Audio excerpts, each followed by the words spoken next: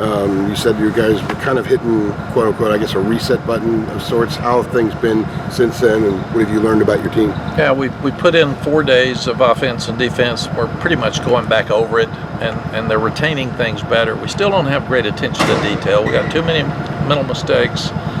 We've got too many misalignments on defense. We're really cutting down on the number of penalties. We've had ACC officials at every practice, so we think that we're making progress there. But like today, we dropped too many balls. Our quarterback receiver connection was not good. So we would not have won the game today on offense if we had played. And the other thing we're doing is we're calling out leadership. The players are determining right now who's going to play. And that's what we told them. Today was a game for you. And you decide who plays. We don't. We have to grade it and we have to look at it, but you're the ones that decide. So if you want to play, don't wait, because if you don't earn your job this spring, then we're going to look at all the young ones when they come in before we give you another shot. So understand, you got a few more practices left to step up and make your mark if you're going to. Mack, what were your takeaways from Saturday scrimmage? I know it was brief, but I thought it was good. We only had 30 plays, and we didn't have a down and distance because we felt like we needed to play.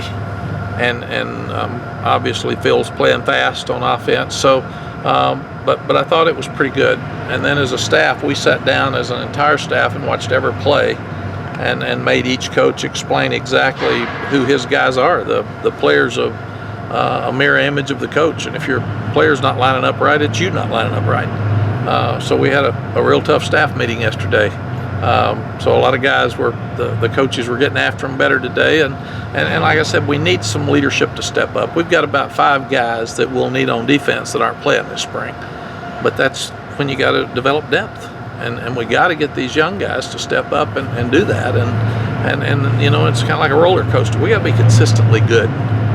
You can't be great unless you're consistently good, and that's the thing that we're telling them. Sounds like you're talking about having a standard, and having leaders, does that help guys reach the standard? Absolutely. You got to have at least one strong leader in each room, meaning each position room, and they lead that group. And if you can get more than that, then that's important too. But we've got 2 older safeties not playing. We got 2 older outside linebackers not playing.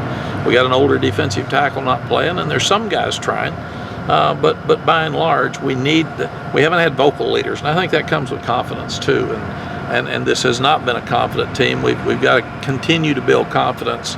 And I told our coaches yesterday, we've also got to put the hardest workers and the best players who will be the best leaders in leadership positions, and that's something we can do a better job. Is some of the confidence maybe guys still learning the new systems? Yeah. Yes, absolutely. Both systems are completely new. I think we've had 4 different secondary coaches in 4 years here, so there's been a lot of coaching changes the last few years, and this is all new to them again. But that's an excuse. We got to learn it. So you said getting on the assistant coaches and some of the players, I feel like the honeymoon period is over, and this is kind of time to coach and get better and all that kind of stuff. Yeah, well, I didn't think there was ever a honeymoon period. There's for the guys, because we jumped on them the day we got here, and we've been really hard on them, and I think again you're finally getting to see guys that some are stepping up, some are stepping back, and we've got to find out who steps back now and who steps up now. You don't want it in the 4th quarter at South Carolina. So practice has to be so hard that if a guy's going to give into it and he doesn't want to play and he doesn't want to compete, let's find out now. Let's don't wait till next fall. Did it take a while for guys to get used to that right away? Like you're saying, like you were demanding something right away from them? Yeah, we haven't asked them. We've told them, and we have said this is the way it's going to be. And we've won with this process, and we know this process works. So even today, our thought of the day was Michael Jordan saying that in my life I've learned that if you put in the hard work, you get good results, and that's what we're telling them. So what we're doing is trying to find 2 deep, because you can't win anymore with one team.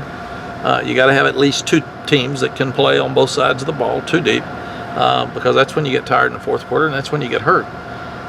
So that's what we're doing. We're just pressing them to see who's going to step up and who's going to step back. KJ Sales has left the program. CJ Cottman retired. It's 2 veteran corners. What's the depth situation at cornerback right now? We only have 5 because we moved Corey Bell Yeah. over to wide receiver, and he's doing really well. So I'm excited about that move. I don't know if we'll have to move him back or not. CJ's disappointing because he was playing really well, and I hate that for him, and I hate it for us. We needed him. So and we didn't know that really till yesterday. So this is kind of new for us. So we've got to really look at our numbers there and see if that changes recruiting as well. Would you move someone over from another position to Probably cornerback? not. It's hard to move a corner. They were probably at corner if that's where they should have been, because that's such a hard place to play. But we signed a couple. Yeah. So we'll look at those guys. Storm Duck's playing corner, and he's doing really well. So we'll just have to work through it and see what we've got. Aaron Crawford said that Jeremiah Gemmell's a guy who is taking a little bit more control on that defensive side. Have you seen that as well? He is. He's got Jeremiah has very good instincts, and he's hitting. He needs to get stronger. You know, he got hurt and didn't get to play enough last year, and he's really young. He will be a redshirted freshman in the fall, but there's no doubt that he is one of the best linebackers we've got. We've got to have more linebackers step up. Dominic Ross has stepped up. He stepped up. The other guys are kind of lost and figuring out who and where they are, and we got to have some more guys step up in the defensive line. I think the secondary is going to be fine. There's enough safeties with 5 corners. If they're good enough, we'll be okay there with the 2 guys coming in, because then you got 7 and you got some nickel guys. Trey Morrison's a good player. He's done a lot of good things for us this spring. So but right now you look at Tamon Fox. He's one of the few up front. He and Aaron Crawford are the 2 that have experience and that are really good players, and the other guys are all learning. You use social media a lot, on Twitter. You're pretty active on Twitter. What do you think of the advantage of that? What's your kind of goal with Twitter, and how do you use it? Twitter for me is to connect with the recruits and our fan base. That's all it's for. And if I wasn't doing those 2 things, I'd probably get off. But ESPN wanted me to do it. They wanted me to stay active. And I did, but I'm more active now because I want to send the message that we've got here to the prospects. I want them to feel like they're inside our indoor area, they're practicing with us, and they're here every day, and then I want them to come and see us if they haven't. And the same thing with fans. We're trying to get a huge crowd to the spring game, so I want them to be excited about what they see out here. And Jeremy and his staff are doing a great job of getting us videos and getting us graphics and pictures. And when I've asked the recruits, what do you want to hear? What do you want to see? Most of them say something about me, themselves, obviously, or they want to see videos, because a video makes them feel like they're at practice. So we get them videos every day. Do you find yourself scrolling through and just checking out Twitter like we do? Only recruits, but that's what I do. I go through, and if I see something about anything about North Carolina athletics, in fact, Sally gets on me, I like it. And she says, you ought to read them. You don't even read them. You just like. And then people get mad at you if it's bad. And I said, well, I glance enough. But I want our other sports to know that I support them completely. And that's important to me. But at the same time, the rules are pretty foolish with Twitter. So you have to be really, really careful that you can give a guy a car or you can retweet something, and both are violations. So come on now. I mean, really. It's but I've learned you can that's about all you can do, but you can do that. But what it does, it tells me where all of the guys that we're looking at are visiting more than anything else, because I follow every one of them for the next 2 or 3 years, and every time I flip through it, I see here's a guy that's visiting this school, and then I'll text him and say, you look better in blue. So that's just what the Twitter is for me. The other thing is I started sending a quote out to my kids, my children, many years ago. And then I went to Iraq for 10 days, and my children said, you know what, you ought to send it back to the team while you're in Iraq, because that way you'll be on their minds every morning. It's a positive quote about something that gets me going every morning. And then they said, well, you ought to send it to the military. So I started doing that, and then when I got back, they said, why don't you send it to everybody that wants to look at it on Twitter, because it may affect somebody, it may not. So every morning I get up, and the first thing I do is look for a positive quote that I think the players can use if they want to. Our staff, a lot of them use it, and it's something that just gets me started every morning. Where do you get those quotes from? all over the place. I got so many. Oh my gosh, I just start flipping through to see which one hits me that morning. I got 3 books full of quotes. Is that kind of a theme for the day for you? It is. And you kind of carry it throughout the day? It is. And just like this morning with Michael Jordan, we showed a video of Michael Jordan hitting the last second shot. And, is he talented? Yes. Is he important to us? Yes. But did he work really, really hard to make all those last second shots? Yeah. So come on, guys. Did you watch the basketball team this past weekend? I watch every game, and if I'm over here or have something I have to do, I TiVo it. But I'm not going to miss our team's play. Do you have a message did you text Roy or anything, or do you have a message for the team? Yeah, congratulations. When I was out, they don't need me. When Luke May came out and spent the day with us the other day, Luke's so nice, he said, "Is it okay to come out?" And I said, "Yeah, I think you can come out."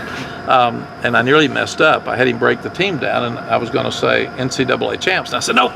It's about Iona. It's about the next game." So they just need to keep doing what they're doing. They're playing so well, and I just enjoy watching them. And they're playing as a team. And I was asking Luke about why Roy's so good and why he's so successful, and I'm not going to go into that because that was a private conversation. But I mean, I've been close to Roy for so long. Roy's not a big texter.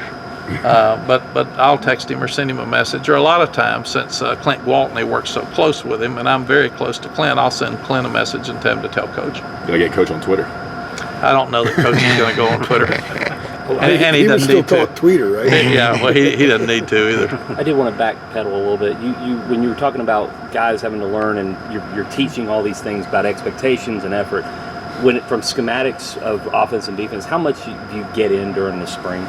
Like, can you get it all in, or do you get like a chunk as a goal and then hope to build in the fall? You get a chunk as a goal. One of the misconceptions of spring, and something I have to be careful with, is the offensive staff is not working on our defensive schemes and vice versa. So it looks bad sometimes because you don't have a game plan. You're putting your plays in, they're putting their defenses in, and sometimes there's a guy that just comes free and everybody says, "God, who was supposed to block him?" Well, we have a scheme for that. And you check into it when you see that defense, and you just don't do that. So, and Phil goes really fast with what we're doing, and he's got a lot in, and Jay's all over the place. And Jay's defense is very complicated, and you need to coach him right because he's into angles, he's into movement, he's into blitzes, and he's into disguise. So there's a lot of pressure on our defensive guys to help him and make sure that we're lining them up right and that we're going to the right places.